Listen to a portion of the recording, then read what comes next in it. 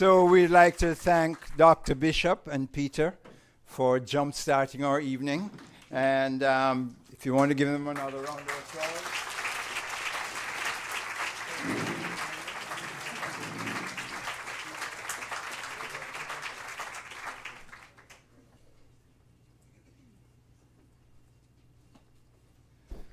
Well, good evening, everyone. It's good to see you here. So I have to say good evening to Dartmouth and to Halifax and Nova Scotia and beyond. Because you know what? We're not alone. There are people watching this production over the internet. And they may be as far away as BC, the US, who knows? But welcome to everyone. It's great to see you here.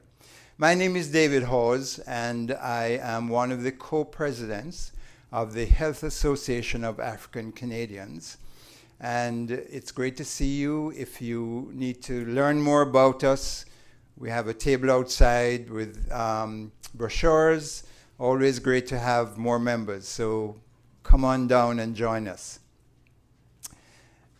You're sitting right here at an event that has come together as a result of a wonderful collaborative effort.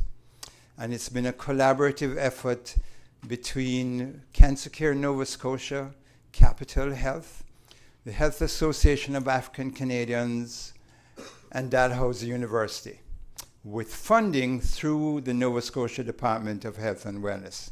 So we really need to thank our partners and the Department of Health and Wellness for bringing this together. Dr. Williams is here for 2 days, and that's a result of this collaborative effort.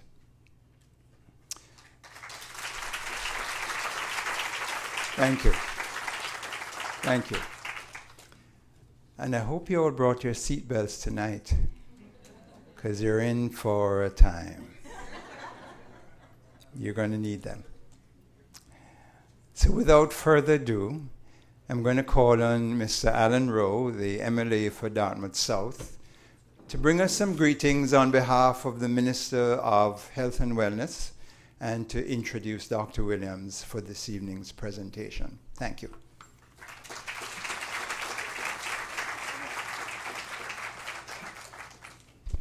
Okay, he's much taller. Well, you always get off to a fine start when you know the first guy is so much taller.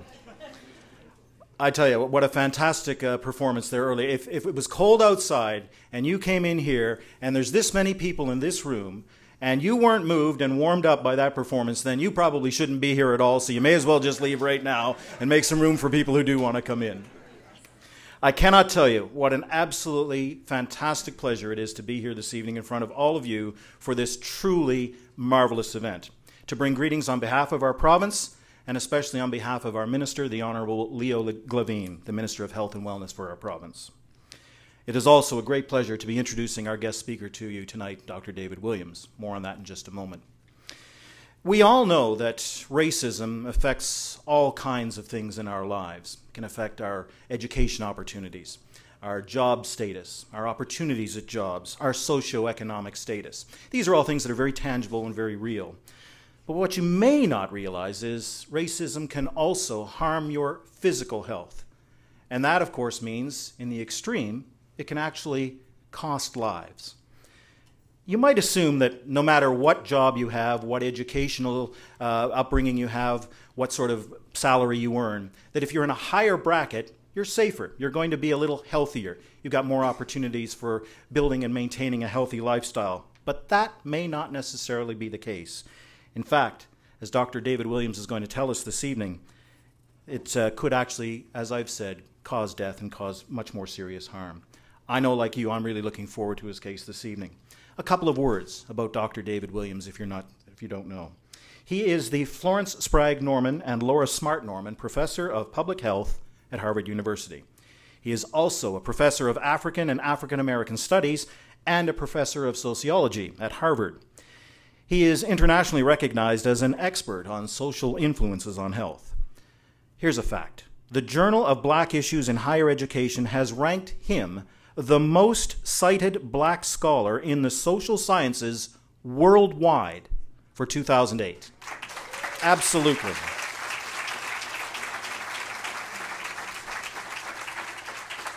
He is involved in the development of health policy at the national level in the United States. He has authored more than 300 scholarly papers in scientific journals, and he has made it his personal mission to improve our understanding of the impact that racism can have on all of our health. Ladies and gentlemen, I am delighted and honored to welcome this evening Dr. David Williams to Nova Scotia and here to the NSCC.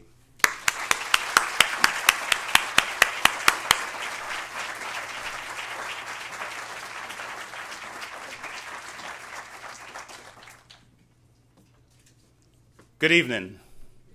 It's really good to be here with you. It's been a long day, but I am energized by the crowd and energized by the drumming.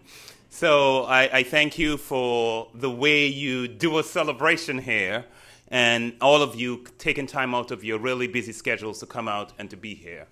What I'd like to do tonight is three things. Talk to you about the scientific evidence about the ways in which there are large and persistent racial disparities in health. Talk about what are the factors driving them, and with racism being one of the factors that historically has been neglected. And then finally, spend some time sharing with you the scientific evidence that suggests we actually know what needs to be done to improve the health of all. And there are policies and strategies that are available to us right now that we can work together to implement to give every child born in Nova Scotia the best possible health that they can have.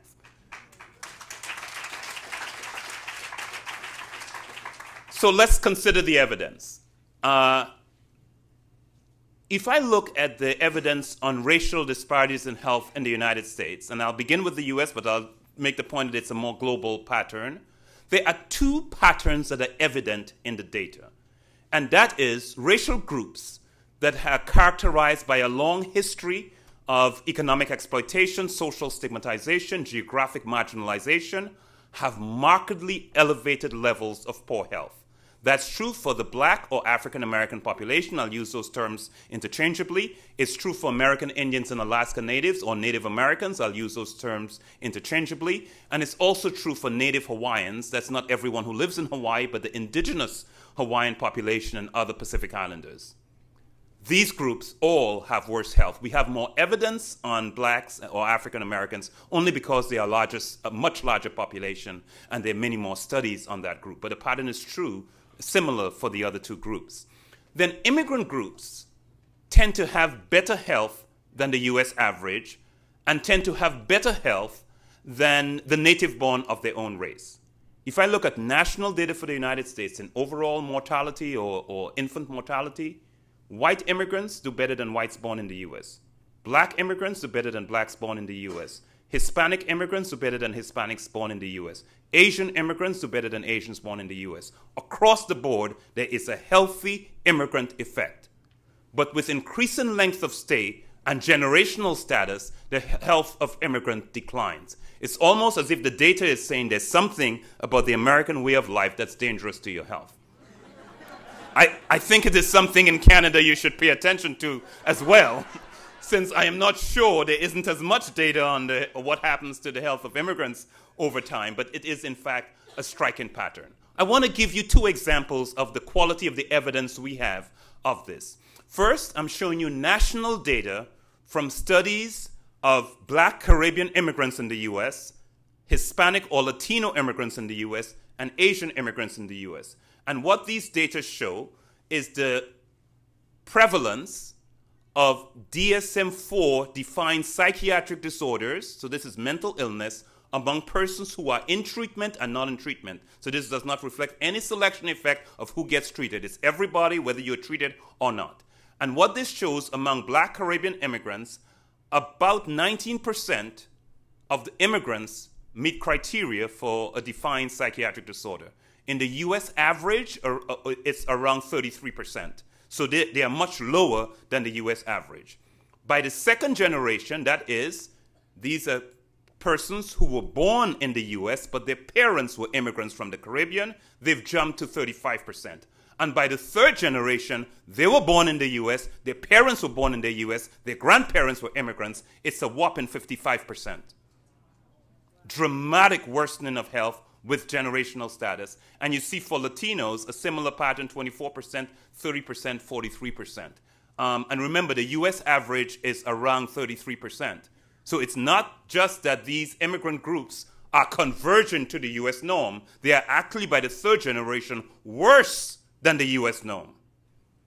And you see for Asians, a dramatic jump from the first to the second generation, but not quite to the third generation. And someone says, I'm not convinced. That's self-reported data, that's mental health, psychiatric disorders. I don't believe that. So let's look at some harder numbers.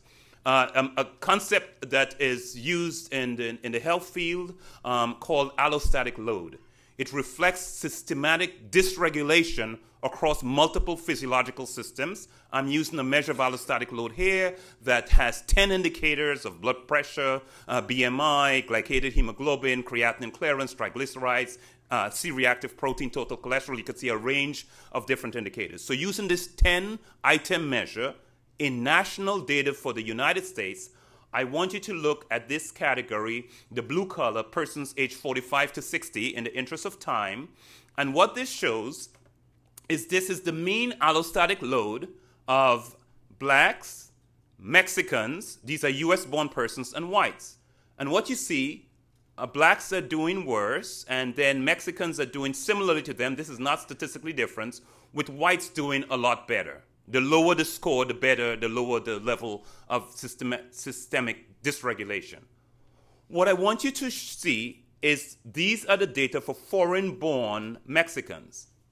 Okay, these are persons who were born in Mexico but have migrated to the US. And what I want you to observe is that 0 to 10 years in the US, Mexican immigrants have a level of health measured by this 10-item measure of allostatic load that's identical to whites. See? This is 0 to 10 years. They've just come to the US. Their health is similar to whites. By 21 or more years in the US, Mexican immigrants now have a level of health that is similar to the US-born Mexicans and to blacks. So that within 21 years, the health of Mexicans have moved from being similar to that of whites. 21 years later, it's similar to that of blacks. A dramatic example of the deterioration of health over time for this group. And this is national data for the United States. So it's not a sample. This is generalizable data. One of the important challenges that we have to think about in public health, and I think I would like you to think about in Canada as well, is what interventions, if any, can we implement that would reverse this downward health trajectory of immigrants with length of stay in the United States. Data for Great Britain shows a similar pattern of a healthy immigrant effect with worsening health over time.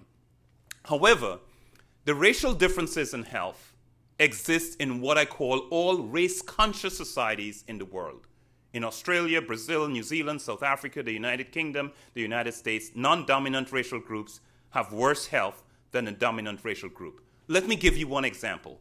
This is life expectancy for indigenous populations in New Zealand, Australia, Canada, and the United States. So this is for the Maori in New Zealand, Aboriginals in Australia, First Nation on reservation in Canada, and American Indian Alaska Natives in the US. And you can see a 7-year gap in life expectancy among men, with the indigenous population living 7 years shorter, in New Zealand, Canada, and the United States.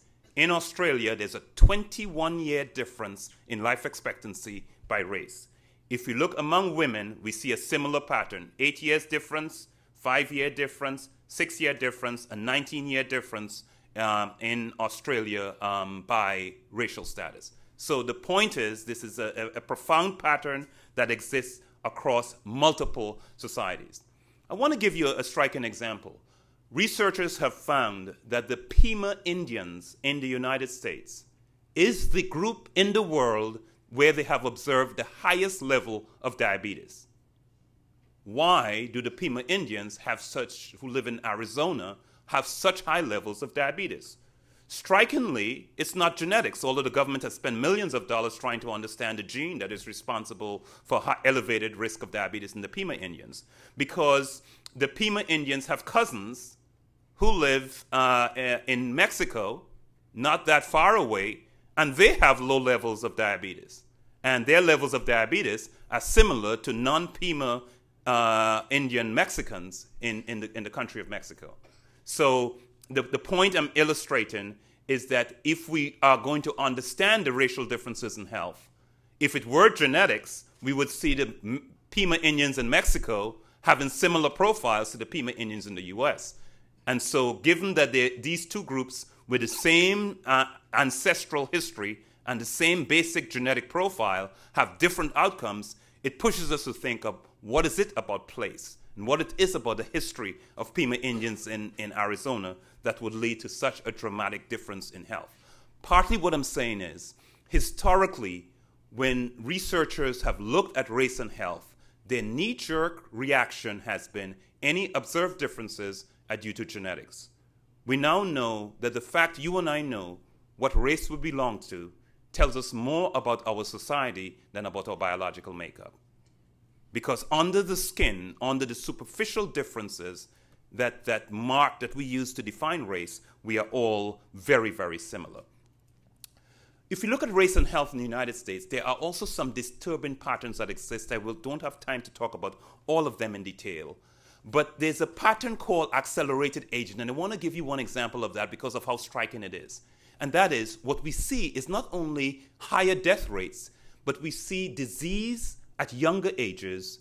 We see more severe illness and greater, more rapid progression of disease. We see more adverse impacts of some risk factors. So, for example, in many countries of the world, researchers have documented that moderate alcohol consumption has positive effects on health, that heart disease risk is lower among those who drink moderately. In the US, there's no benefit for moderate alcohol consumption among blacks. Any alcohol consumption is linked to worse health, and which is leading researchers to question whether the actual patterns that observed is really truly causal or could be a function of confounding of other risk factors. We also see the long-term negative effects of early life adversity. We see the striking persistence of disparities over time. We see a residual effect of race when socioeconomic status is controlled, and we see high levels of stress among disadvantaged racial groups. I don't have time to talk about all of these, but I want to give you some quick illustrations of these patterns. So first of all, the earlier onset of disease. CARDIA is a large multi-site study of the risk factor of heart disease in young people. That was funded by the United States government in 4 cities across the United States. Everyone was ages 18 to 30 at baseline, and they've now been followed for 25 years. A recent paper in the New England Journal of Medicine documented that in the CARDIA study, incident heart failure before the age of 50 was 20 times more common in blacks than whites. Now, I didn't say twice as high. I didn't say 5 times as high. I didn't say 10 times as high. I said a 20 times higher incident heart failure before the age of 50. I'm talking about the earlier onset of disease. Here is a study that is striking. It was done by Arlene Geronimus, a colleague of mine when I was at the University of Michigan. She looked at neonatal mortality, which you know is death in the first month of life, the chance that the baby will die in the first month of life. And she looked at neonatal mortality by mother's age, by the age of the mother. Now, we all think that it is a good idea for teenagers to delay childbearing until their 20s. We think that that's a good idea so they can complete their education and be ready for the workforce. So in terms of their socioeconomic advancement, it's a good idea.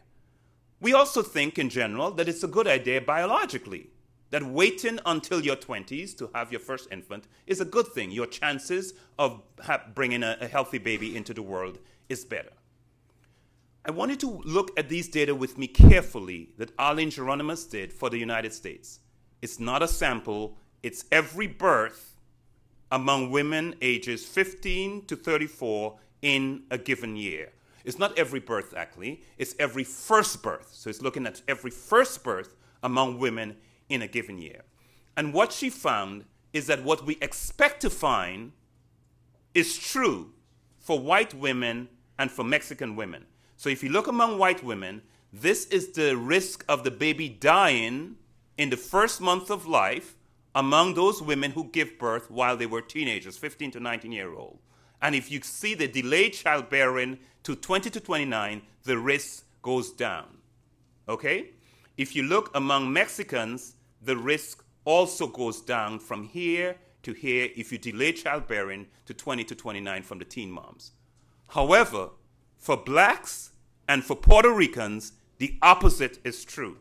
So that black women, this is the risk of death of their baby in the first month of life, those who give birth ages 15 to 19, those who delay childbearing into the 20s, the risk goes up. And for Puerto Ricans, the risk also goes up. How on earth do we make sense of this? Why would we see such a pattern that any delay in childbearing is associated with worse outcomes? And remember, not a sample. Every first birth in the United States in a given year is in these data. Arlene Geronimus' explanation is weathering. What does she mean by weathering? Well, imagine a drop of water falling from the rooftop onto the concrete below. If a few drops fall, it has little impact on the concrete. But if day in, day out, week in, week out, water keeps dripping down on the concrete becomes weathered. It becomes eroded because of the constant negative exposures. What Arlene Geronimus says is that your chronological age does not only capture how long you have lived. If you are living in a bad environment, your chronological age is also capturing how long you have been exposed to bad living conditions. And the older you are, the more physiologically compromised you are. And African Americans and Puerto Ricans are the two most residentially segregated populations in the United States. That is, they live under poor neighborhood conditions, and there's a striking evidence of this pattern. We talked about allostatic load before, remember? I'm using the same data on allostatic load, another paper by Arlene Geronimus, providing further evidence of this. This is the mean levels of allostatic load for blacks and whites age 18 to 24, all the way to 55 to 64. And look at what she finds. This is the level of allostatic load among whites age 55 to 64. African Americans or blacks reach the levels that white reach of allostatic load 55 to 64 10 years earlier. There's a 10-year gap in physiological aging between blacks and whites based on these 10 markers of biological functioning. Striking evidence of the weathering hypothesis, it's called, that the earlier onset and the dysregulation caused by living in bad environments is literally killing individuals prematurely. How strong are the persistent patterns of racial inequalities in health? This is national data for the United States, 1950 to 2006. You can see an 8-year gap between blacks and whites in 1950, and in 2006, there's a 5-year gap. So the good news is the gap is smaller today than it was in 1950. The bad news is there still is a racial gap. We've had a civil rights movement, we've had a war on poverty, we've had Medicaid and Medicare that has provided health care for all. We've done a lot of things, but there still is a 5-year gap in life expectancy. And a 5-year gap is huge. Another way to think of the data, let's look at the life expectancy of whites in 1950. And let's ask, how long did it take for blacks to catch up to the health that whites had in 1950? 1991. 40 years later, blacks caught up, 1990, sorry, 40 years later, blacks caught up to the health that whites had in 1950. So there's a 40-year gap in the health of two populations living in the same society. When I started my career, most researchers believed that the racial differences in health was simply a function of socioeconomic status. There are racial differences in income, in education, in occupational status, and in wealth. And researchers believe that if we looked at blacks and whites, or whites and American Indians, at the same level of education, the same level of income, there would be no effect of race. We know better now. I want to share with you some data, other striking data. This is national data for the United States, life expectancy at age 25. So at age 25, how long will the average person live? How many more years of life? Whites live on average to 53.4 more years. Blacks will live 48.4 more years, a 5-year difference in life expectancy. If we look within the white population by education level, the data is the same by income. In the interest of time, I'll only show you education. This is the life expectancy of persons who have dropped out of high school, didn't finish high school. This is the life expectancy among college graduates. The difference is 6.4 years, bigger than the black-white gap. And if we look at the differences within blacks, the difference between high school dropouts and college graduates is 5.3 years, again bigger than the black-white gap. And that's a powerfully important point. The gaps in health by socioeconomic status are larger than the gaps in health by race. Which, an important take-home message is that it is not appropriate to only report data by race because it often reinforces negative racial stereotypes. What we need to do is to report data by race and socioeconomic status at the same time because we really understand, it sheds light on what some of the underlying dynamics are. However, when we look at data by race and socioeconomic status together, what we find is that at every level of education, there still is a racial gap. So white high school dropouts still live 3.1 years longer than black high school dropouts, and that gap increases as education increases, so you can see white college graduates live 4.2 years longer than black college graduates. Now remember, black college graduates are doing the best among blacks, but if you compare them to whites with equivalent levels of education, there still is a huge difference. Let me give you one more example. This is a study that was done of physicians, a cohort of all black physicians graduating from Meharry Medical College, one of the historically black medical schools in the United States, and a cohort of all white physicians graduated from Johns Hopkins University. Both of them graduated about the same time. Now, they're all medical doctors practicing medicine in the same society. You have exquisitely adjusted on social class. There shouldn't be any differences among these doctors all working in the United States.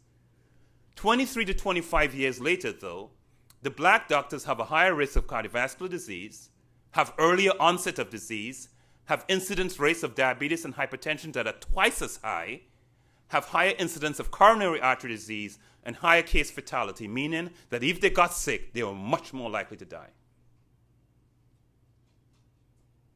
How do we make sense of the persistence of a racial effect when we are taking income and education into account? Research suggests that there are 4 factors that are operative, and each of them makes a contribution. First of all, health is affected not only by your current education, but by your exposure to adversity over your lifetime. So the black doctors graduating from Meharry Medical College are more likely to have been born poor, more likely to have been born low birth weight, more likely to have experienced deficits in access to nutrition in childhood, more likely to have experienced deficits in access to medical care in childhood. And our bodies tell the story of all of our exposures over our life course, not only what we currently experience. Secondly, all indicators of socioeconomic status are not equivalent across race. So I've been saying, look at them, the same level of education. Well, does education really mean the same thing across race? The evidence is quite clear in national data in the United States that compared to whites, blacks and Hispanics receive less income at the same levels of education. They have less wealth at equivalent levels of income, and they have less purchasing power. Now, this is the purchasing power difference. Let me explain what that means. And let me tell you, this is a dramatic example of where life is not fair. Blacks and Hispanics live under worse neighborhood conditions. But research by economists show that the cost of goods or services in the bad neighborhoods where they live is higher. The cost of rent per square foot is higher. The cost of insurance is higher. The cost of groceries is higher. So the goods and services available are worse, but they actually pay more. The poor pay more. That's what we mean by the purchasing power. A dollar does not stretch as far in the hands of a poor person because they encounter higher costs of goods and services. Then personal experiences of discrimination, institutional racism, added pathogenic factors, we'll elaborate on that in a minute. And then minorities also have higher exposures to multiple stresses. So these four reasons explain the factors. I want to talk a little bit about the reasons and then talk about solutions. This is an example of a study I did, my group did, looking at early childhood adversity. This was looking at stressful events that adults experienced while they were kids. And we looked at the extent to which that predicted their health as adults. So these are persons aged, national study in the US, persons aged 35 to 90. And we asked them about what they experienced when they were children, childhood and adolescence. And what we found was a significant association between childhood adversity and adult inflammation, 5 markers of inflammation, which is a measure of inflammation, which is a risk factor for multiple conditions. The effect was much stronger for blacks than for whites. Let's talk about wealth. Now, it's important to understand the differences between income and wealth. Income is the flow of resources into the household. It's your salary, the money that you make. Wealth is the economic reserves that you sit on, okay? It's your savings, the equity in your home, and so on. What I'm showing you here is national data for the United States in 2003. And as bad as these data are, they've actually gotten worse since the economic recession. So what I'm showing you here, this is the median wealth of whites. So in the year 2000, whites had $79,400 in wealth on average. For every dollar of wealth whites had, blacks had 9 cents and Latinos or Hispanics had 12 cents. If we look at the poor, this is by quintiles of income. So this is the poorest 20% of Americans. Poor whites had $24,000 in wealth on average.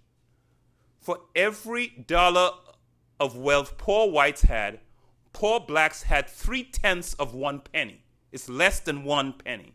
And poor Hispanics had 2 pennies. And that pattern persisted even among the richest Americans, the top quintile of income. Rich whites had $208,000 in wealth.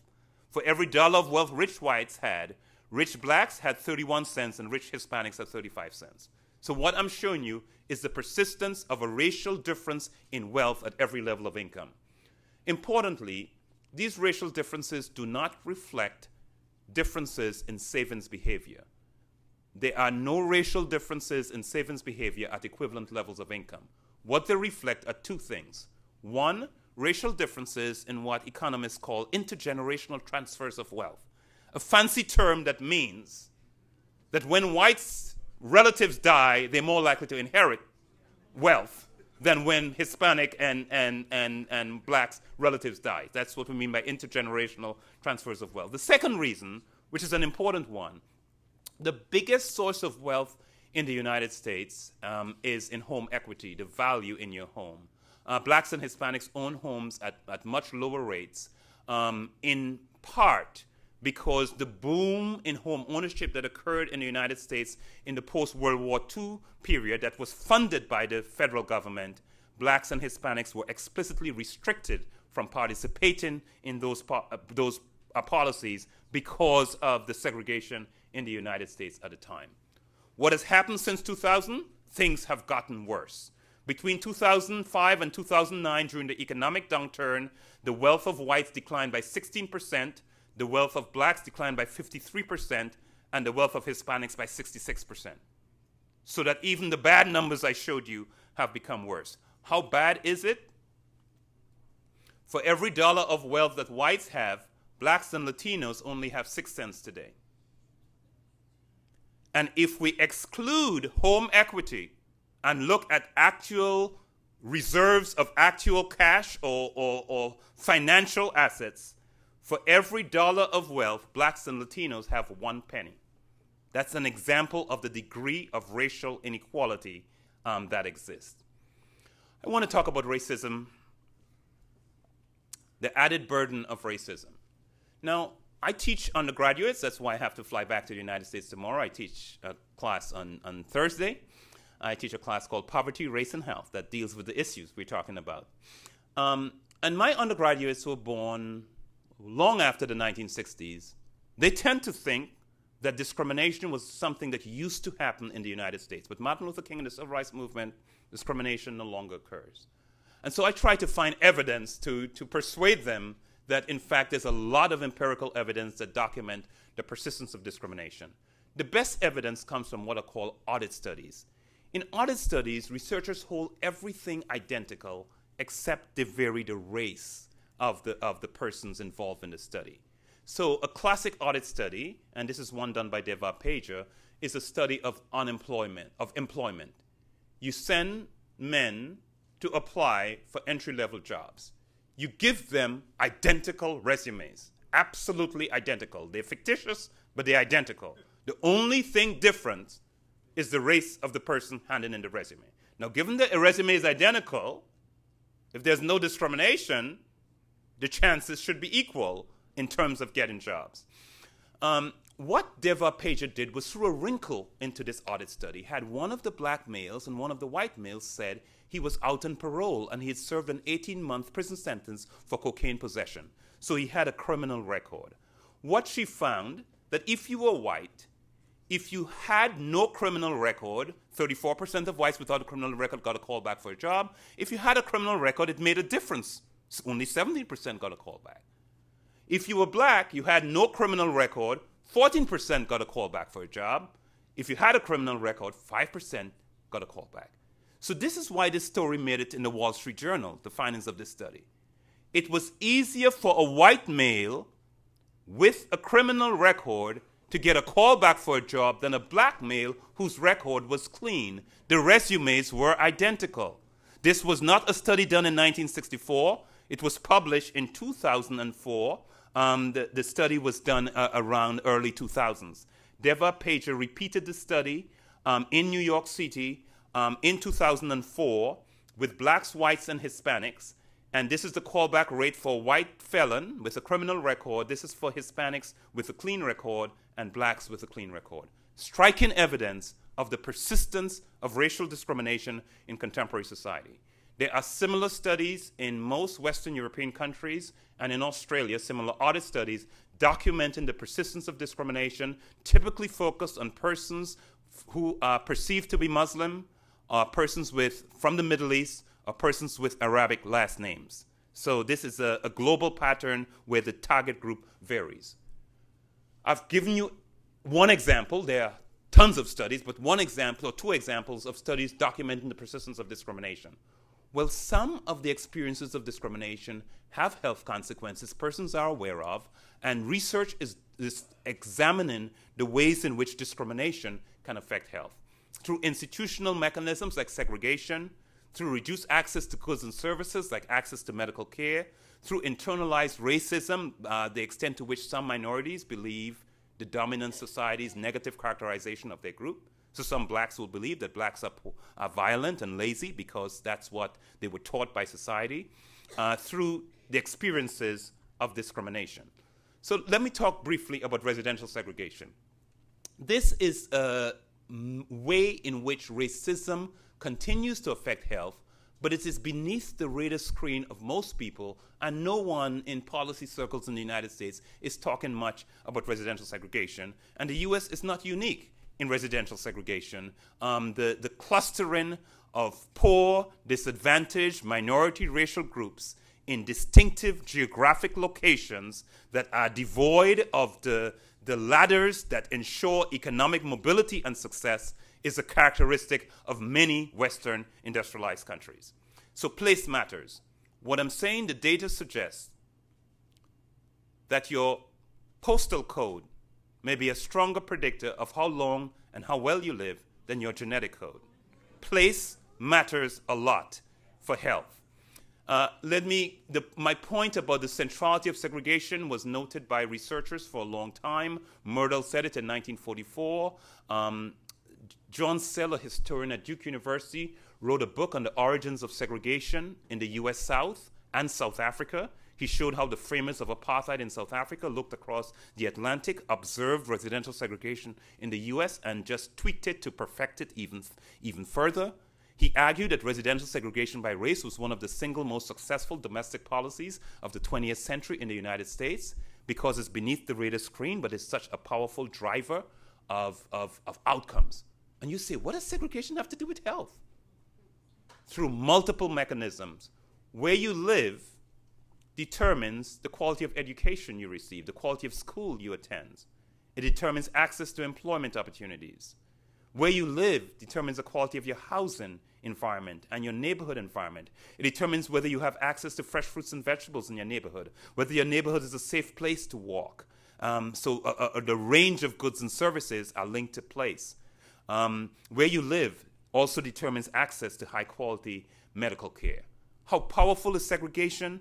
David Cutler is an economist at Harvard University, did a national study in the United States, and in fancy economic models, he estimated that if you could eliminate residential segregation, you would completely erase black-white differences in income, education, and unemployment, and reduce black-white differences in single motherhoods by 2/3.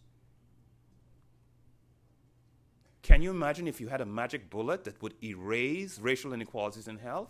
We actually know what it is.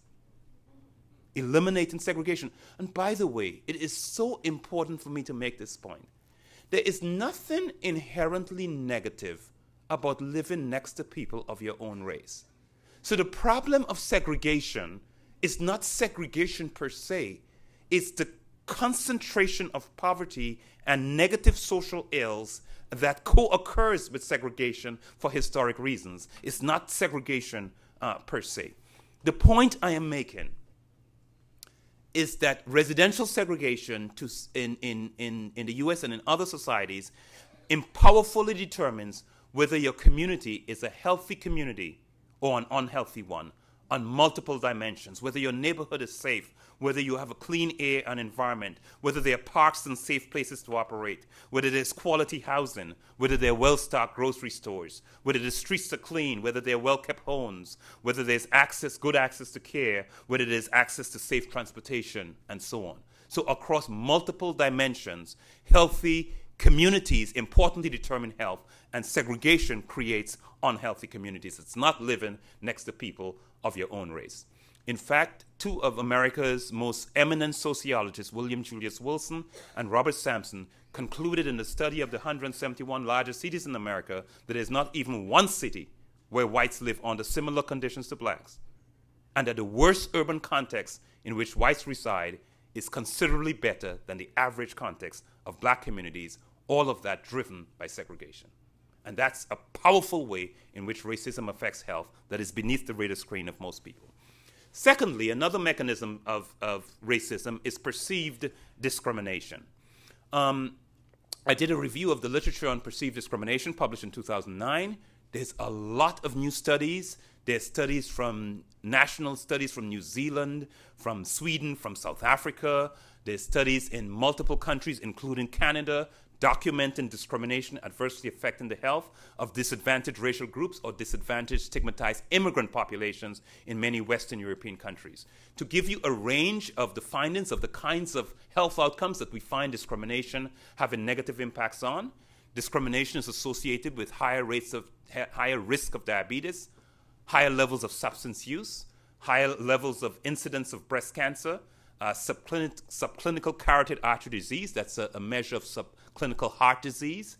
Not only the discrimination leads to worse health, persons who report higher levels of discrimination interact with the healthcare system differently. They're more likely to have delays in seeking treatment. They're less likely to follow what the healthcare provider tells them to do, and they're less likely to follow up. And importantly, the research documents that discrimination accounts for part of the racial ethnic differences in health that remains after we take income and education into account. So I showed you this 4-year gap among the college educated. We now know one of the reasons for that is the stress of racial discrimination, because when we consider the stress of racial discrimination, that gap is reduced. To give you a concrete sense of the measures of discrimination that we are finding produce these powerful effects and just the range of effects, I want to focus on one measure, a measure I developed that captures one dimension of discrimination, not the big things, but the little day-to-day indignities. I call it the everyday discrimination scale. It has questions like, in your day-to-day life, how often are you treated with less courtesy than others? How often are you treated with less respect than others? How often you receive poorer service than others at restaurants or stores? How often do people act as if they think you are not smart? How often do people act as if they are afraid of you? How often do people act as if they think you are dishonest? You see it? A lot of little indignities. Well, we're talking about weathering. These are the little things that weather individuals. I want to share with you the research of Dr. Tenny Lewis, a colleague of mine, professor at Yale University at the time she did this work, and just different studies that she did using the everyday discrimination scale. In one study, she found higher levels of everyday discrimination linked to higher levels of coronary artery calcification. That's a subclinical measure of the development of heart disease. High levels of everyday discrimination links to high level of C-reactive protein, a measure of inflammation in your blood. High levels of discrimination linked to high levels of blood pressure. High levels of discrimination among pregnant women linked to giving birth to lower birth weight infants. High level of discrimination in the study of the elderly linked to more rapid declines in cognitive functioning.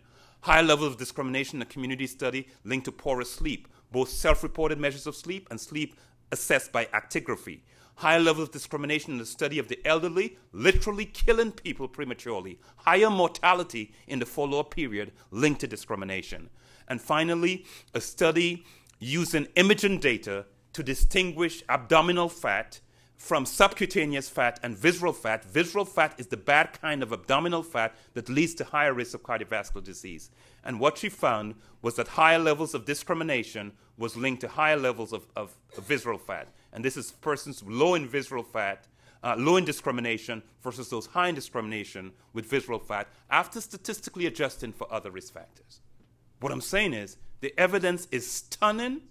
The evidence is overwhelming. It even overwhelms me who developed the measure. I didn't think it would predict health outcomes just so powerfully and documenting the pervasive ways in which discrimination adversely affects health.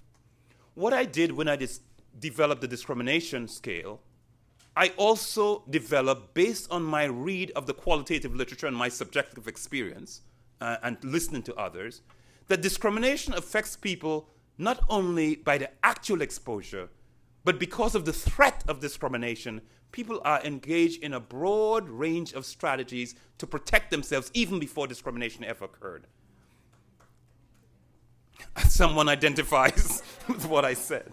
And so I developed a scale I call the heightened vigilance scale. I asked it after the everyday discrimination scale. I said, thinking about the experiences we've just talked about, how often do you think in advance about the kinds of problems you're likely to experience? How often you try to prepare for possible insults before you leave home? How often you feel you always have to be careful about your appearance to get good service or avoid being harassed? How often you have to carefully watch what you say and how you say it? How often you have to carefully observe what happens around you?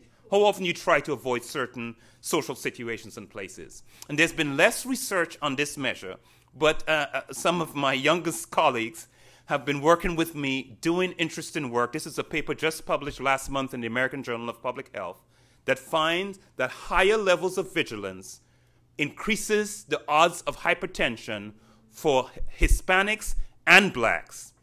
And as vigilance increases, the racial gap in hypertension widens, and vigilance predicts high blood pressure independent of everyday discrimination. So everyday discrimination makes you get higher levels of blood pressure. In addition to that, vigilance also leads to higher levels of blood pressure. So the threat of the stress, in addition to the actual exposure, is also a risk factor for health and disease. Recently published paper. So discrimination must be assessed in the context of a broad range of stressors. This is a study we did, and I just want to show you that blacks and American-born Hispanics had higher levels of major life events, higher levels of financial stress, higher levels of job discrimination, higher levels of neighborhood stress, higher levels of life discrimination, higher levels of childhood adversity, higher levels of relationship stress than whites or U.S. or foreign-born Mexicans. It's another dramatic example. The immigrant Mexicans report lower levels of stress. The US-born Mexicans have a stress profile similar to that of African Americans. So we need to understand stress. Okay, I've talked about the problem. What can we do?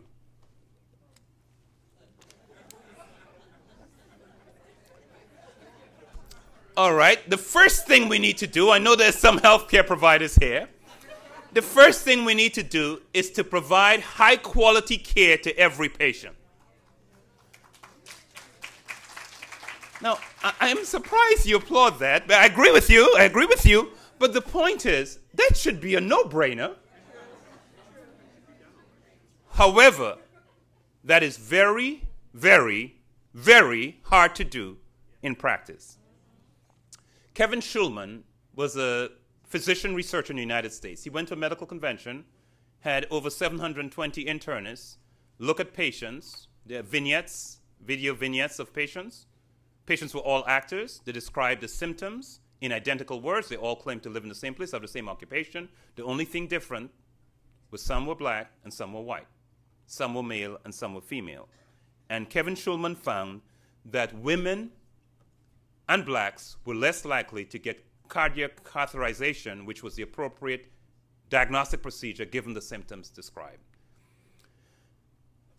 It was major network news in the United States of this study that found doctors treating patients differently, and the United States Congress voted to ask the Institute of Medicine, the highest independent medical authority in the United States, to conduct a study to see if what happened at a medical convention with fake patients actually happens when people go into healthcare contexts in the United States.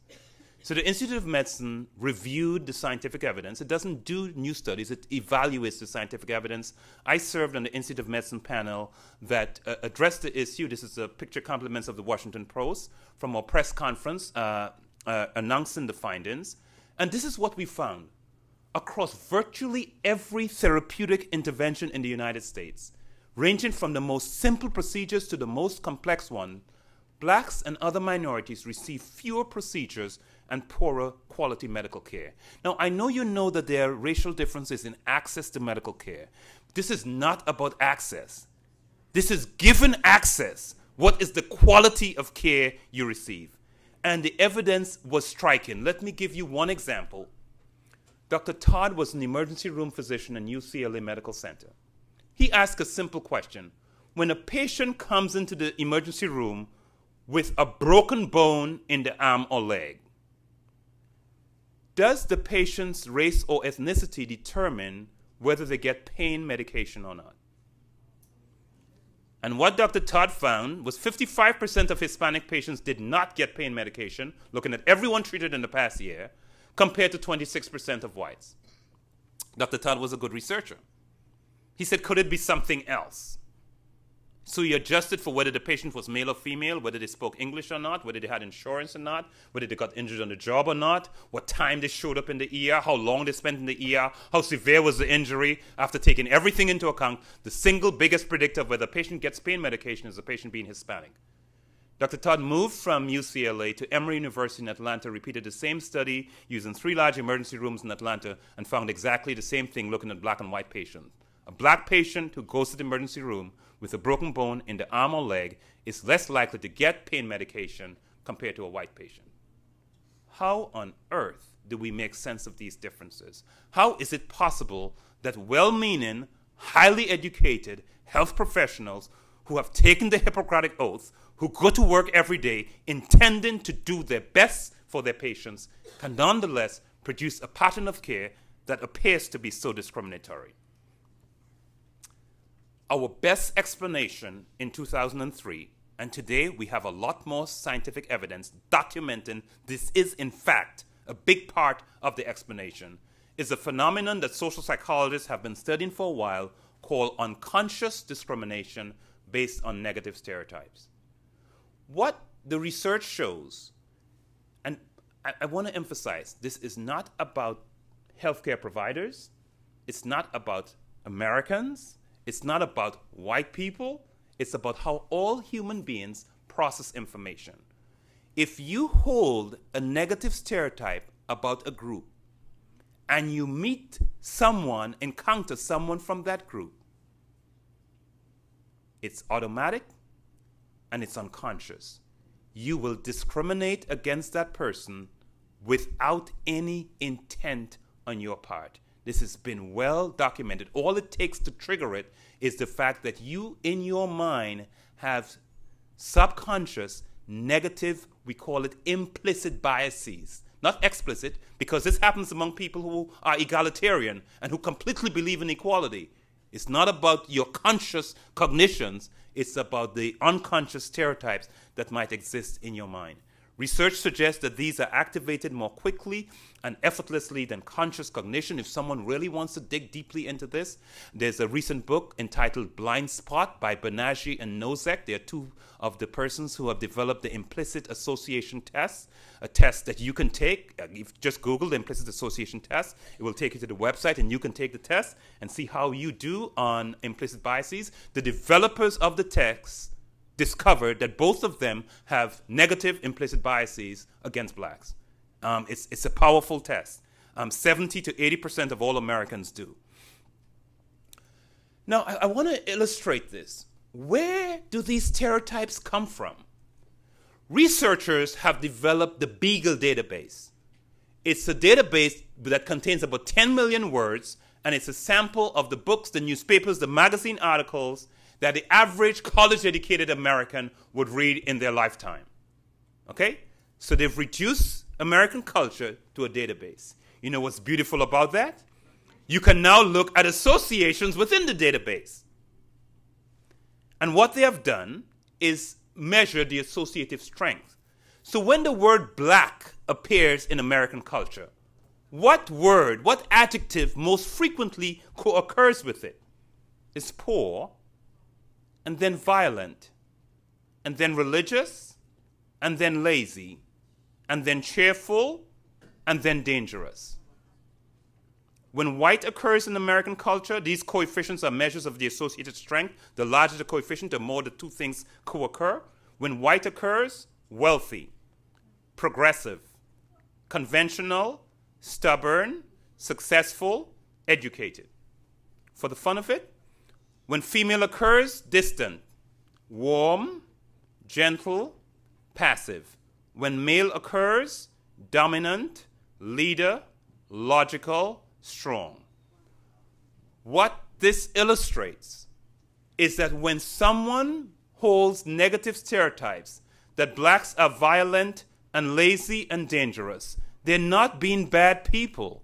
They're simply being normal Americans. They're simply reflecting the images they have been fed as a result of being raised in a particular culture and a particular society. So I think it's really important to realize that these do not reflect the biases of bad people. They reflect the socialization. And to address these biases, we have to begin by recognizing that this could be me. I tell my students I am a prejudiced person because I am a normal human being. And all normal human beings deal with the complex cognitive information we face by putting them into social categories. That's how we simplify the inputs of information. And the issue is whether some of those social categories have negative things attached to them. A paper by Diana Burgess and colleagues illustrates what we can do about this. I have time to talk only about one of them. It's the notion of focusing on individuation instead of social categorization. Social categorization is normal. When you meet someone in North America, the research shows 3 things you first notice about them in 2 milliseconds. Their race, their age, their gender. You put them into social categories. The challenge of individuation is see that person not as a member of a social category, but as a unique individual, and try to relate to them and understand them as an individual and not as a representative of the class of female, a representative of the class of whites, a representative of an older person. By the way, these processes of social categorization apply not only to race, it applies to any group for which you hold negative stereotypes.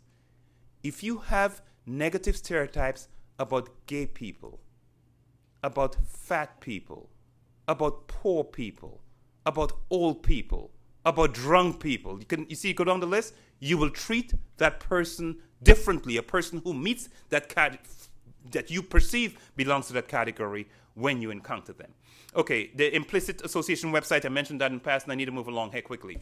Another thing we need to do is to deliver care that addresses the social context. What I mean by that, if all we do is treat illness and send people back to live in the same conditions that made them sick in the first place, how much have we accomplished?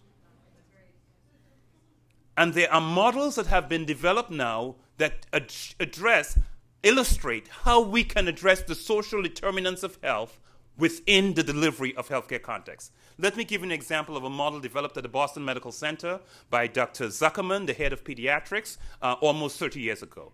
It's called the Medical Legal Partnership. A primary care provider in the pediatrics unit at the Boston Medical Center can refer a patient to a range of specialists. One of the specialists he or she can refer to is a lawyer. Yes, the hospital has an on-site team of lawyers to address the problems that patients face. Because if a mother comes with a child with asthma, and the asthma is secondary to the moldy apartment and the exposure to vermin, that child will not breathe symptom-free regardless of all the medications in the world you give the child if the living conditions are not improved. And that mother who has called the landlord repeatedly and makes no progress is more likely to get success when an attorney calls and says, you're violating the housing code of the state. So they use lawyers to address problems in terms of unhealthy housing, income support, food, education access, disability, and law. This is a book published by the Medical Legal Partnership. They actually even are so big now. They're in more than 100 different hospitals across the United States, and they actually are having a national convention in Seattle sometime later this year. Poverty, Health, and the Law is a book published by the Medical Legal Partnership with background readings on this approach to comprehensively addressing patient needs. Another example, Health Leads, also born at the Boston Medical Center, this time by an undergraduate Harvard student. She went to volunteer at the Boston Medical Center and thought, in addition to the Medical Legal Partnership, more could be done. And so she founded a project called Health Leads. And what Health Leads does is even more low-tech.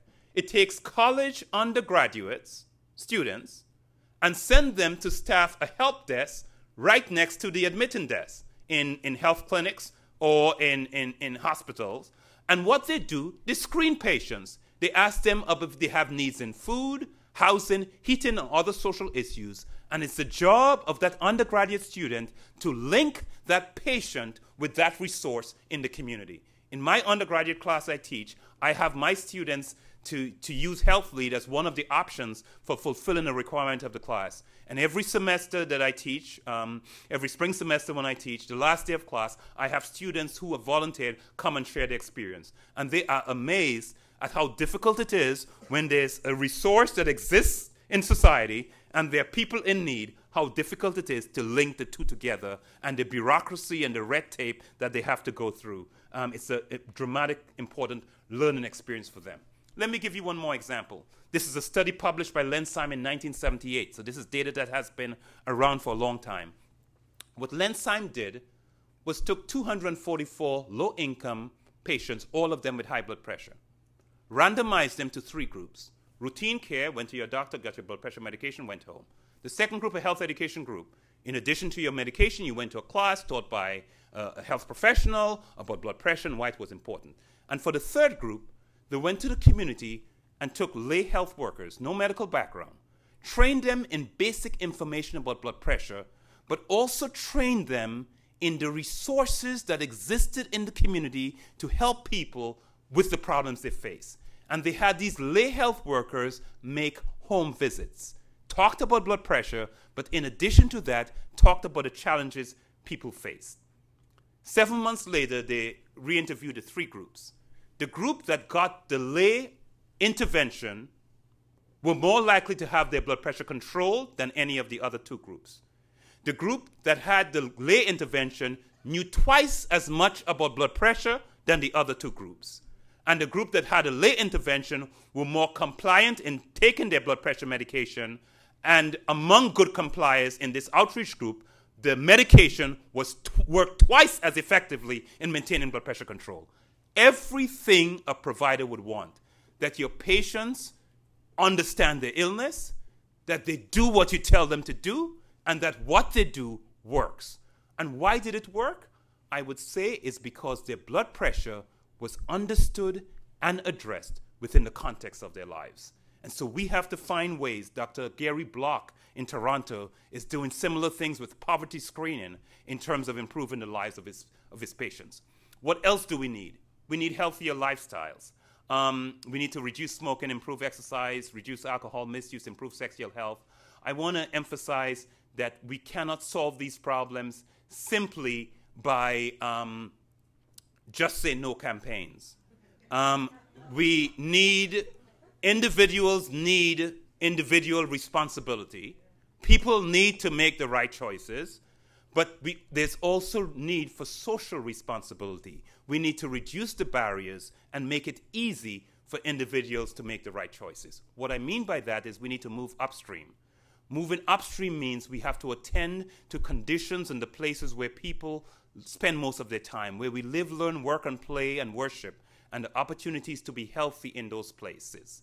Moving upstream means we need to change the physical environments to promote healthy lifestyles. It's not a new idea. We've done it in the past with seatbelts in automobiles, with laws regulating road safety, with eliminating lead in paint, with addressing drunk driving, with water fluoridation, are all strategies that can be made. We can think of similar strategies that can be addressed in the area of promoting physical activity or in promoting nutrition. A lot of factors outside of individual control, but that makes the community healthier in the first place, can have a huge difference. What I'm saying is then, we need to broaden our vision of what health policy is. Health policy is not just the work that occurs in the clinic and in the hospital. It's not just the work of the public health department. Health policy reflects policies in all sectors of society that have health, that can have health consequences. And we need structural interventions by improving housing and neighborhood conditions, by increasing educational quality, by enhancing additional income, by reducing violence and incarceration. All of these are improving the quality of life and are actually health policies. Let me answer quickly the question someone says, but would these impact health? Do we have any evidence that if we just, for example, improve neighborhood environments, we would dramatically improve health? And I said yes. We have high-quality scientific evidence. Some of the best evidence comes from a study in the United States called Moving to Opportunity. In Moving to Opportunity, they took low-income public housing residents and randomized them by a lottery to move to less poor neighborhoods. They weren't great neighborhoods, but they were lower poverty neighborhoods than the current neighborhoods. 10 to 15 years later, all they did was change the neighborhood. Those who were moved had lower levels of obesity, lower levels of severe obesity, and lower levels of diabetes risk, just from changing the neighborhood environment. Now, you shouldn't have to change from your neighborhood. You shouldn't have to move from your neighborhood to live in a better neighborhood. The challenge we face is how can we improve the quality of life in neighborhood environments so people can have better outcomes. Let me give you another example, and it would be my last example of neighborhood environments, and I'm going to wrap up here in a minute, is a program called Purpose-Built Communities. Purpose-Built Communities, the first one was done in a neighborhood in the city of Atlanta. Instead of addressing poverty, urban blight, failing schools, crime, and unemployment one at a time, which is the typical approach, we pick one problem and try to address one problem, and it's not enough. They decided, what if we came together and tried to address all of these problems together? Because in the lives of people, they don't compartmentalize the problems. They're all happening at the same time. And so with community activists and philanthropists in Atlanta, took them on at once with integrative strategies, including cradle-to-college educational opportunities, mixed-income housing, early childhood development, recreational opportunities. What has been the result? A 95% reduction in crime. Employment rate of low-income people moved from 13% in that community employed to 70% employed. Striking school achievement. The East Lake students at or above grade level increased from 5% were at grade level to 96% at grade level. And purpose-built communities are now being developed in New Orleans, Indianapolis, Charlotte, and other cities. So the point I'm making is people say the problem is too overwhelming, too complex, we don't know what to do. We know what to do. We know the strategies that work. The question is, do we have the courage to work together to implement them? I'm going to wrap up here quickly. There's more I was going to say, but that's enough. Maybe I should say one example of empowering communities, because this is really crucial. And this is actually a Canadian example. A study of suicide among Native youth in Canada documented the central role of cultural empowerment can play in health. This group, according to some estimates, has the highest rates of global youth suicide in the world. And what this study found, that when looking among these First Nation communities, there were some communities that had no suicide at all. So the researchers developed a measure to try to account for it. They call it a measure of cultural empowerment and continuity to identify variations in youth suicide. The 6 markers that they used were the extent to which that First Nations community had challenged the federal government for titles to land and the right to self-governance, that they were exercising their independent control, that they had control over the provision of some services in their community, and they had a presence in their community of a building for cultural activities. And what the study found was the more of those resources or indicators of empowerment a community had, the lower the rate of youth suicide. So there's a strong relationship with greater community empowerment, greater, better health. Partly what I'm saying, improving health has enormous opportunities for all of us. Some resources I want to leave you with. The 2013 Robert Wood Johnson Foundation Commission, I served as staff director for this, issued a report about 3 weeks ago on improving health. It has multiple examples of building healthy communities. It has multiple examples of putting more health into healthcare, as I illustrated with the Medical Legal Partnership. Another resource, it's American, and it's a little different, but it's a wonderful resource that you can learn a lot from. It's countyhealthrankings.org. Countyhealthrankings.org. It's a website that ranks the health of every county in every state in the United States. And it ranks not only their health, but how the counties rank on health behaviors, on clinical care, on social and economic factors, and the physical environment, and the factors that go into them. Importantly, there's a part of the website that links you to all of the published studies. You say, I want to improve diet and exercise. If you go on the diet and exercise, it will show you all of the published studies that show the kinds of interventions that work to address improving nutrition. And so you can find on all of the indicators. So it's a wonderful resource to get a handle on the resources. Another powerful resource is On Natural Causes, was produced, a documentary 7-part in the United States that is a powerful resource. Finally, racism in its multiple forms has emerged as a major risk factor for health. We need to understand it, we need to dismantle it, and I think a lot of effective strategies exist that point to the directions that we need to go in improving and addressing racism. And I want to leave you with this quotation from Margaret Mead. Never doubt that a small group of thoughtful, committed citizens can change the world. Indeed, it's the only thing that ever has. Your presence here tonight suggests that you are a group of thoughtful, committed citizens.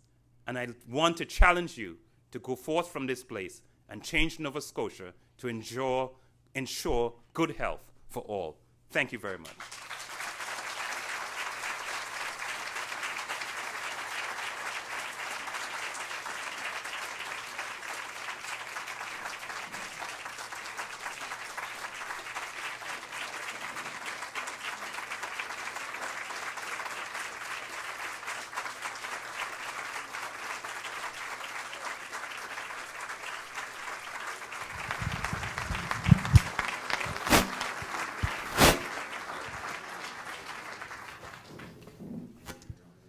We have some time for questions. If you need to ask a question, we'd like you to use a microphone. So I'll be the person taking it around if you have any. Is there any data as to what impact the ethnicity or race of the healthcare providers has in areas where people are marginalized? A really good question. So I'll tell you what we know. We know that, should I repeat the question? Yeah. Did you? I think people are signaling to me and I'm not sure what repeat the question. Okay. The question was, is there any evidence that the race of the provider makes a difference, especially working with marginalized communities? I can tell you what I know of research in the U.S. So what studies in the United States show is that persons from underrepresented racial ethnic groups who go into medical care, that's where the data is, become medical doctors, they are more likely to go back and work in underserved communities. That's number one. Two, they're more likely to practice in primary care specialties. So on those two dimensions, they are likely to address some of the access problems for disadvantaged communities. Secondly, we don't really have good data on whether the discrimination in the healthcare context is less likely to occur with them. I would guess that it is less likely. There are a couple experimental studies that show these processes of unconscious bias that we talk about. Some members of some black doctors have unconscious biases against blacks. But it is, so let me put it this way.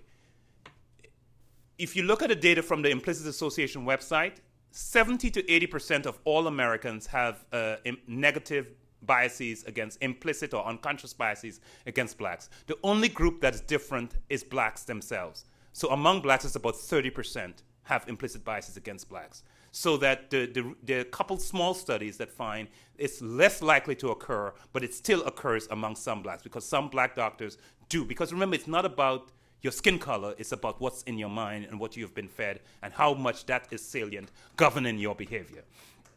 The other dimension that research has found, and this has been very routinely found, and it's quite a robust finding, is that when there is physician-patient concordance on race, there are higher levels of patient satisfaction.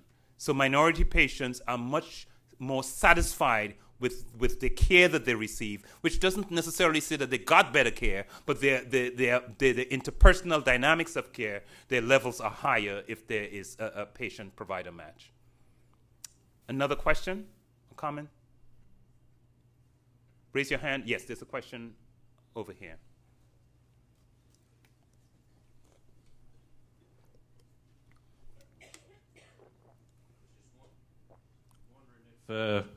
Yeah, Okay. like the Federal Drug Administration down there, if there's anything like any time they have drugs they put on out in the market and all that type of thing, they have to go through rigorous clinical trials and stuff like this. Is there anything within bodies such as that they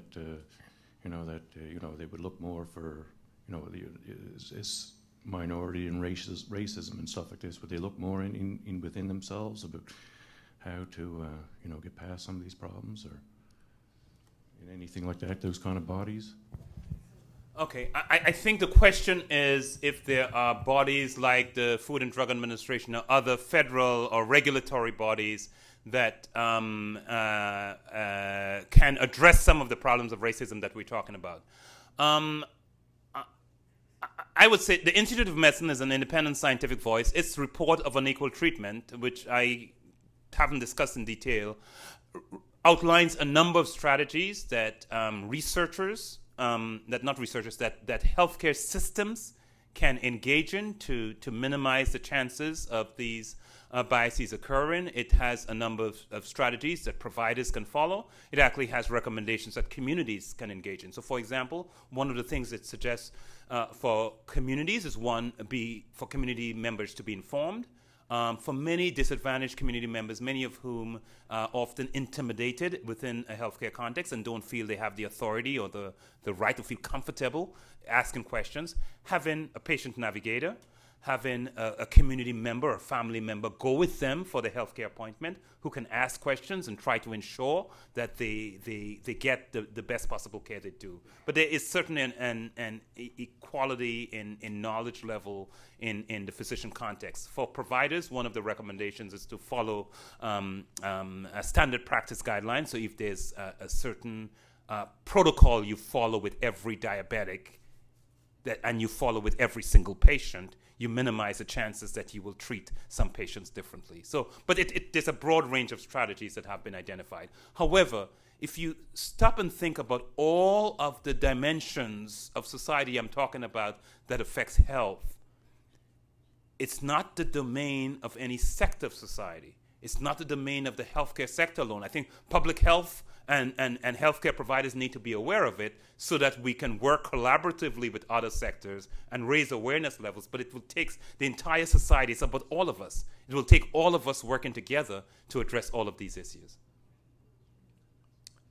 Next question at the back. Hi. You referred at some point in your lecture to racism being a function of negative implicit bias. I believe that's what you said. That unconscious discrimination is a function of negative implicit bias, yes. Bias, yes, and which is one dimension of racism. Racism is a much broader construct, but yes. Okay, but what I'm getting at is so with this implicit bias, it makes everybody kind of susceptible to this kind of bias that it's in everybody, like you said. Right. Everybody has that kind. What I wonder is, in terms of the power dynamic that exists in racism, I mean, unconscious thoughts don't just come to people that, oh, blacks are this way, or blacks are lazy, or blacks are violent. You know, there's power dynamics behind it that feed those unconscious thoughts. So don't you find it's going to be difficult for somebody just to wake up one day and relinquish his or her unconscious thoughts and say, I'm going to be nice to black people, I'm going to get rid of my stereotypes, when these stereotypes have been fed explicitly by the power structures that have existed for some time now? Sure. A very good question. I think everyone heard the question, so I don't need to repeat this one. Okay, so your question is very good. So I was not suggesting that, in fact, the research on stereotypes suggests that it's very, very hard to get rid of them. And that even if all you do is you're aware of the fact you have these stereotypes and you say, I'm going to suppress them, there's going to be a boomerang effect. You might actually maximize their impact. So just the strategies that I'm recommending that have been shown to work in scientific research suggest that you are aware, and that's why I said I'm a prejudiced person. Now, my prejudice may not be race, it may be something else. It's linked to what social groups that I, in my socialization, view negatively. It may be another nationality, people of another nationality that I view negatively. And what I'm suggesting is not so much that you are changing your categorical beliefs, which awareness levels with motivation can lead you to change your categorical beliefs, but it's not just that you're changing your categorical beliefs, but it's that you make a conscious decision that every time you encounter an individual, you will see that person as a unique individual and not as a member of a group. So that some of your implicit unconscious biases may still be there, but even in their presence, you can treat every person as an individual because you're consciously deciding that is what you're going to do. One more question. Thank you, Dr. Williams. I was very impressed with the information, and which is, of course, health information. And I think this is largely, I'm guessing because of the way this evening was hosted, I'm guessing that the majority of us come from health. But when we get to the point of interventions, it sounds to me like the majority of the most powerful interventions are really social justice interventions and not health interventions. And though we are hosted by and supported by the Department of Health, I'm wondering if in those places where the most success has been found, what were the lead agencies that were engaged in those interventions, if not the Department of Health, if not the medical establishment? Does that make sense? Yes, it makes a lot of sense, and I'm glad this was it's the last question, and you reinforce a central message, a central theme that I want everyone to get, that the solutions to improving health requires it's not traditional health policy alone. It requires interventions in domains far removed from traditional public health, and we have to work together. The responsibility of health departments, of health officials, is to work collaboratively with other units. So I'll give you an example of a successful intervention where a health institution took the lead. In Seattle, Washington, there was a Healthy Streets initiative that this lead entity was Children's Hospital in Seattle. But they worked to change a freeway.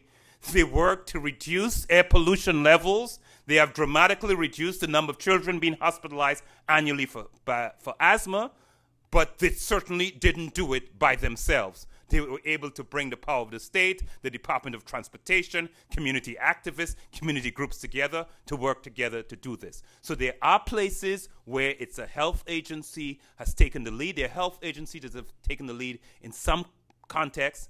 There are other contexts in which the health agency is part of a larger group. One of the strategies, and by the way, the points I'm making is this is the same thing the WHO Commission on the Social Determinants of Health is recommended. There's this broad consensus across the world that this is the way forward at getting at the underlying determinants of health, and that we really have to work together. One useful tool that I should have mentioned as a resource is health impact assessment. It's a way to take health in all policies. And for those who may not be familiar with it, health impact assessment is a systematic way for any major project in a community, in a society, to explicitly have a consideration of what are the health consequences of building this building, of changing this road, of putting up this hotel here, of putting a factory here, whatever the project is. Consider what the health consequences might be, and also think of what could we do that might maximize the opportunities for health.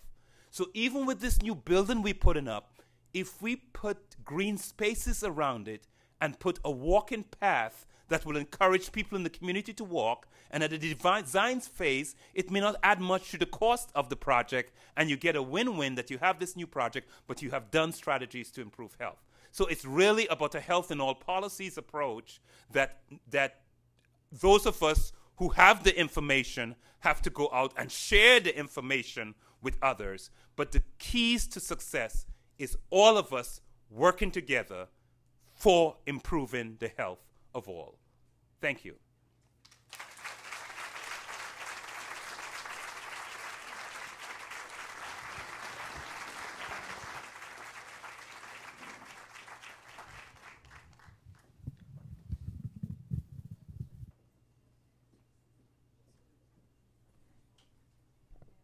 I'm a little bit shorter. Thank you, Dr. Williams. And I would like to now call on Stephen Golf, who is the MLA from Sackville Beaverbank, to say a few words.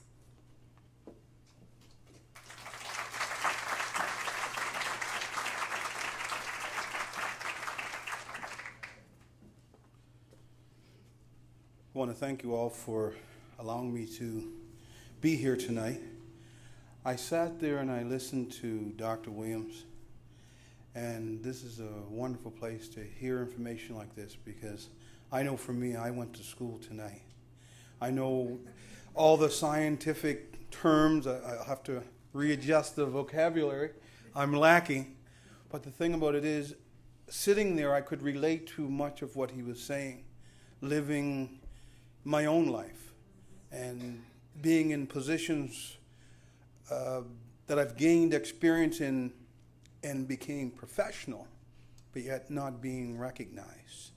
There are so many things that you really hit the nail on the head tonight. Now, on behalf of the province of Nova Scotia, I want to sincerely thank Dr. Williams for coming to Nova Scotia to share his invaluable insights on racism as it connects to health. As you know, February is African Heritage Month in Nova Scotia. African Nova Scotian Affairs Minister Tony Ince regrets that he couldn't take part in the lecture tonight because he had to attend another African Heritage Month launch in the Valley that was rescheduled because of the storm last Wednesday. Discussing racism is important for people of all ages and backgrounds as well, as we can think positively about the progress that has been made. We must also remember that there is still much work to be done, and that was obvious tonight. Dr. Williams, it is wonderful that you could share your lecture with us during a year when African Heritage Month focuses on the achievements and contributions of young people. This year's African Heritage Month theme, Rising Stars, celebrating our youth, looks at the impact of young Nova Scotians of African descent are having in their communities. I think it goes without saying that we want our young people in this province to grow up to be healthy and responsible citizens so that they can be leaders in our societies. An examination of the effects of racism on health is a strong tool that we can equip our future leaders with. The youth who are on our African Heritage Month poster are examples of leadership. They inspire us with the work they do in their schools, in business, and in communities across this province.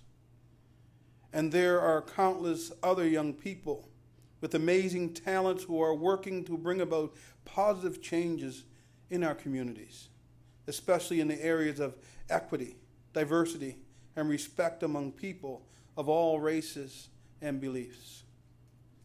It is my hope that these values can continue to grow in our society, which will ultimately lead to healthier people and healthier communities. So again, on behalf of the province of Nova Scotia, Communities, Culture, and Heritage, and African Nova Scotia Affairs Minister Tony Ince, and all of us here tonight at the Nova Scotia Waterfront Campus, as well as everyone who is watching online, I convey my sincere gratitude to Dr. Williams for his lecture on racism and health. What is the connection? Would also like to thank the Nova Scotia Community College Waterfront Campus and all of the organizers for making this event possible. Dr. Williams, we hope that you have an excellent visit in Nova Scotia. I know that you're saying you're leaving tomorrow. Too soon. I'll be back. All right. In the summertime. All right.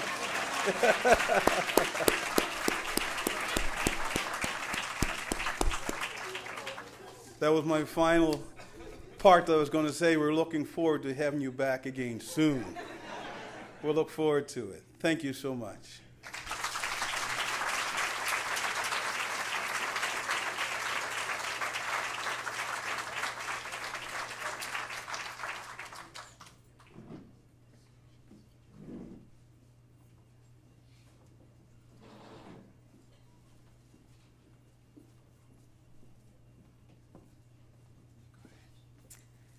So, Dr. Williams, we would like to invite you back, and it will be summertime. But you didn't really mind the snow, because you came from Boston, and it does snow there. You told me that, right? But we'd like to thank you very much. He has had a very busy day, starting at like 7 o'clock this morning. So we thank you very much for your energy and all the ideas and just given us a lot of oomph. So thank you. And on behalf of all of our organizing groups, we'd like to present you with a little token of our thank you.